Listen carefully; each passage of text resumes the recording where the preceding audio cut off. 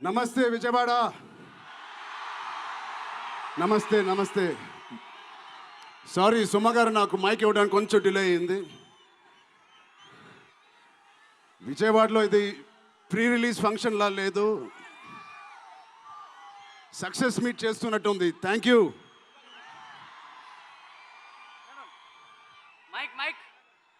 కేశినేని చిన్ని గారికి, దుర్గేష్ గారికి ఇంత గ్రాండ్ సపోర్ట్, ఇంత గ్రాండ్ ఈవెంట్కి సపోర్ట్ చేసినందుకు మీకు, మీ టీం అందరికీ చాలా చాలా థ్యాంక్ యూ సార్. ఇంత షార్ట్ నోట్లెస్ చేసినందుకు.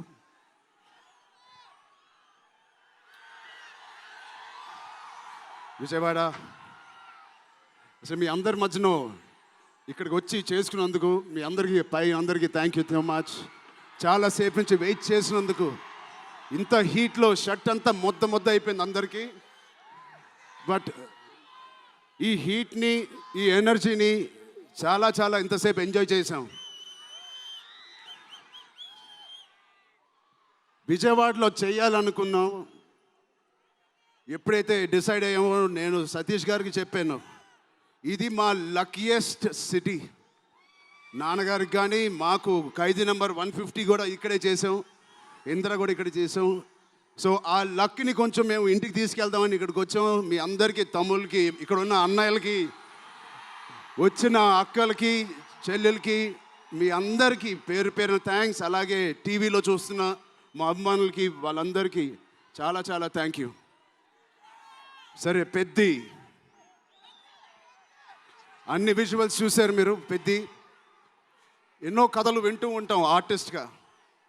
కొన్ని కథలు విన్నప్పుడు నచ్చుతాయి, కొన్ని కథలు విన్నప్పుడు ఆశ్చర్యపరుస్తాయి.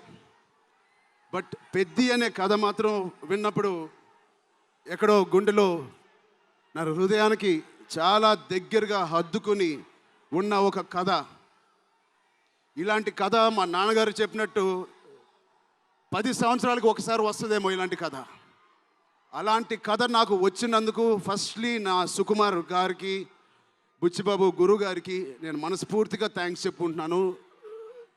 నా దారిలో, నా ఈ సినిమా జర్నీలో నాకు ఇలాంటి ఒక కథ ఇచ్చినందుకు. ఇది నా లైఫ్ లాంగ్, నా సినిమా లైబ్రరీలో వన్ ఆఫ్ ద టాప్ ఫిల్మ్స్గా నిలిచిపోతుంది.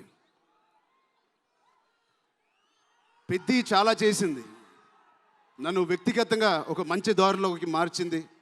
ఒక యాక్టర్గా నాకు చాలా సాటిస్ఫాక్షన్ ఇచ్చింది. Love you.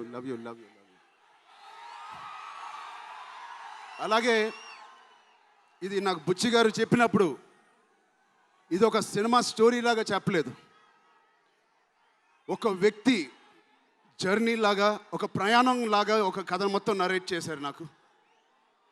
ఇది మామూలు సబ్జెక్ట్ కాదు, ఇది ఎగిసిపడే ఒక మనిషి కథ కాదు. కిందకి పడిన మనిషి లేచి ఎలా నించుంటాడో అలాంటి కథ ఇది. అందరూ కష్టం గురించి మాట్లాడుతున్నారు. అరే, ఇలాంటి కథ కోసం కాకపోతే ఎప్పుడు కష్టపడతామండి? కష్టంతో చేసిన పని కాదు, చాలా ఇష్టంగా, ప్రేమతో చేసిన పని. ప్రతిరోజు లెగిసి పొద్దునే షూటింగ్ ఎప్పుడు వెళ్ళాలా, జిమ్ చేసి షూటింగ్ ఎప్పుడు వెళ్ళాలా అని అనిపించిన one of the rarest films నాకు. బహుశా ఒక మగధీర కనిపించింది, రంగస్థలానికి కనిపించింది, RRR కనిపించింది, మళ్ళీ నాకు పెద్దికి అనిపించింది. అలాంటి భావం, అలాంటి ఒక ఎక్స్పీరియన్స్ ఇచ్చిన మా బుచ్చిబాబుకి స్పెషల్గా థ్యాంక్స్ చెప్పాలి. బుచ్చిబాబు ఇది నాకు కథ నరేట్ చేసి ఇంట్లో నిజంగా చాలా ఆశ్చర్యపోయిన, తన బుర్ర ఎలా పనిచేస్తుందో అని. ఇంత అద్భుతంగా రాసి పెట్టుకోండి. ఇండియాలో నంబర్ 4 or 3 టాప్ డైరెక్టర్స్లో బుచ్చిబాబు పేరు ఉంటుంది ఫ్యూచర్లో.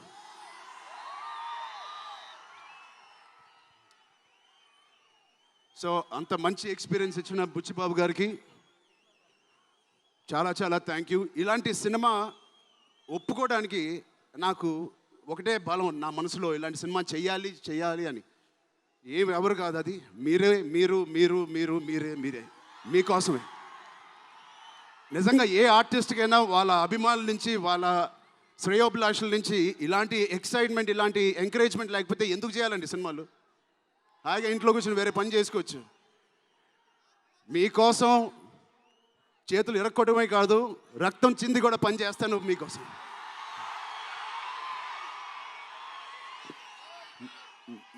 మిమ్మల్ని ఎంటర్టైన్ చేయడం ఒక పిచ్చా, లేకపోతే సినిమాలో మంచి సినిమా చేసి మీకు ఏదైనా ఇవ్వాలని ఒక పిచ్చా నాకు తెలియదు. నాన్నగారు కొడుకు పుట్టినందుకు, కళ్యాణ్ బాబాయ్ గారు ఉన్నందుకు ఇంట్లో ఇది తప్ప నాకు ఇంకేం తెలియదు. బహుశా ఇంకోటి తెలుసుంటే ఇలా ఇంత పెద్ద ఆర్టిస్ట్ నేను ఒక ఫీల్డ్లో అయ్యేవాడిని కాదు. నాకు తెలిసిందల్లా సినిమా సినిమా సినిమా. సో నేను చనిపోయే వరకు మిమ్మల్ని ఎంటర్టైన్ చేస్తూనే ఉంటాను, అది రాసి పెట్టుకోండి.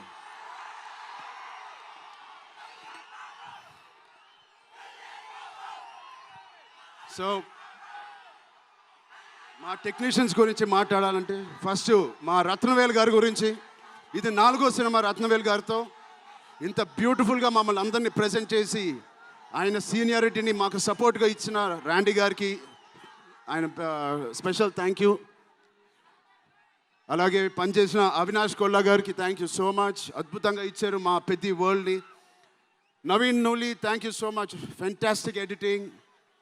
మిగతా టెక్నీషియన్స్ అందరూ, మా అనంత్ శ్రీరామ్ గారు, బాలాజీ గారు, మా choreographer Johnny master, Bosco master, thank you so much. మిగతా సింగర్స్ అందరికీ థ్యాంక్ యూ సో మచ్. మా సతీష్ గారి గురించి చెప్పాలి. మొదటి సినిమా ప్రొడ్యూసర్ లాగా కాదు, ఒక 50 సినిమాలు తీసిన ప్రొడ్యూసర్ లాగా ఆయన దీనికి సార్ పనిచేశారు. ఆయన ఒక పెద్ద కన్స్ట్రక్షన్ కంపెనీకి యజమాని. దాంట్లో కూడా ఒక నంబర్ 1 స్థాయిలో ఆయన ఎదుగుతూ వెళ్తున్నారు. ఆయనకి ఏం పని ఇచ్చినా ఇంత చిత్తశుద్ధితో, ఇంత డెడికేటెడ్గా చేయలేదు. ఆయన చేస్తారు. మామూలుగా నేను పనిచేసిన 1-2 ప్రొడ్యూసర్లు టీ తాగి భోజనానికి వచ్చి వెళ్ళిపోతారు. అలాంటి టీ తాగి వెళ్ళే ప్రొడ్యూసర్ కాదు. ఎవ్రీ డే 3 పూటలు అంటే 8 అవర్స్ మాతోనే గడిపినాడు. నాకు ఒక్కరోజు గుర్తులేదు ఆయన సెట్లో లేకుండా.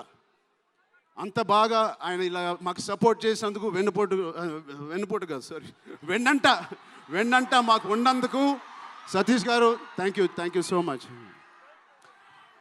అలాగే మా కో ప్రొడ్యూసర్స్ అండ్ ప్రెజెంటర్స్ మైత్రి రవి గారికి, నవీన్ గారికి కూడా థ్యాంక్ యూ. బిఫోర్ యూ వాళ్ళకి కూడా థ్యాంక్ యూ.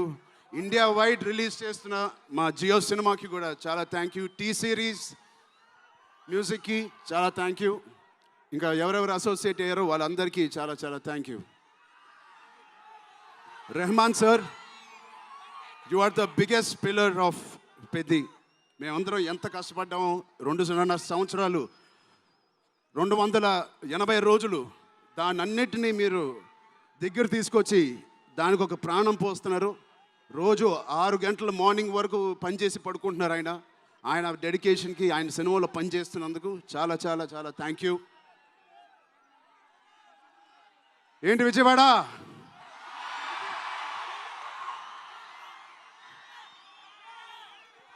ఈసారి ఎవరి పేరు మర్చిపోలేదు కదా నేను.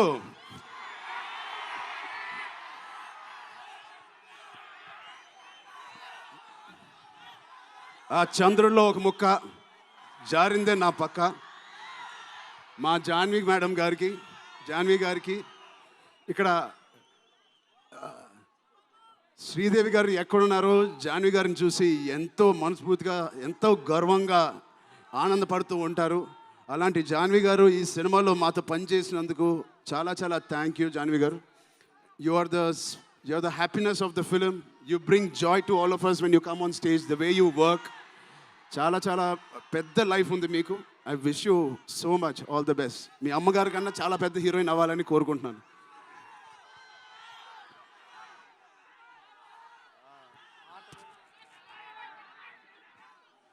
సో డేట్ గుర్తుందా?